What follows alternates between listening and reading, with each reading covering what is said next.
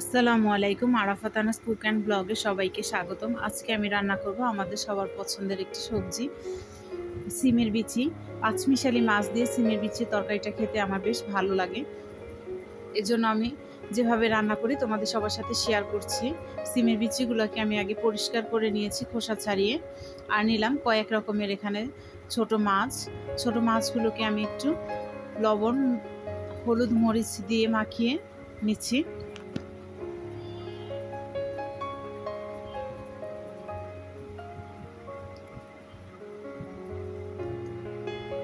এখন মাছগুলোকে আমি একটু তেলে ভেজে নেব। প্রথমে একটু আদা রসুন দিয়ে দিলাম। ছোট মাছের সাথে একটু আদা রসুন না দিলে আসলে ভালো লাগে না, এই জন্য আদা রসুন দিয়ে দিলাম। এখন মাছগুলোকে আমি একটু ভেজে নেব। প্রথমে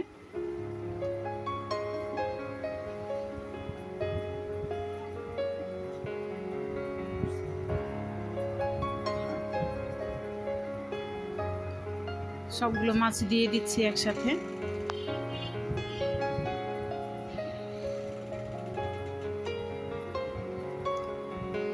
কিছুক্ষণ পরে মাছগুলো একটু উল্টে দিচ্ছি।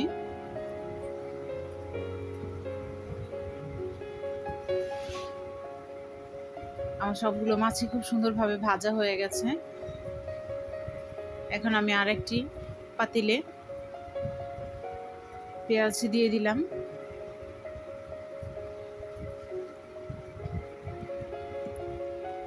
পেঁয়াজটাকে একটু ভেজে নেব তেলের মধ্যে।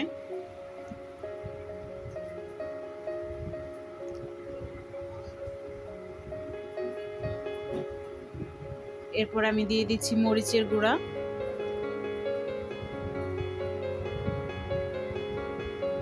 হলুদের গুঁড়া, ধনিয়ার গুঁড়া, আর দিয়ে দেব আদা রসুন বাটা। দিয়ে দিচ্ছি পরিমাণ মতো লবণ। এখন সবগুলো মশলাকে আমি একটু পানি দিয়ে ভালোভাবে কষিয়ে নেব। একটু পানি না দিলে মশলাটা আবার পুড়ে যাবে, এজন্য একটু পানি দিলাম। মশলাটাকে খুব ভালোভাবে একটু কষালাম।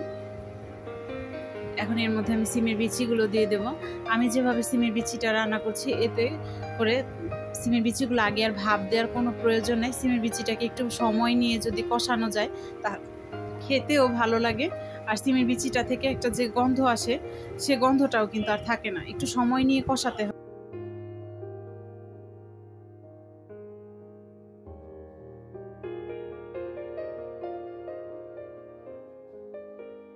5 মিনিটের জন্য ঢেকে দিলাম। ভালোভাবে নেড়ে চেড়ে দিচ্ছি। এখন একটু এটা সেদ্ধ হওয়ার জন্য পরিমাণ মতো পানি দিয়ে দিলাম।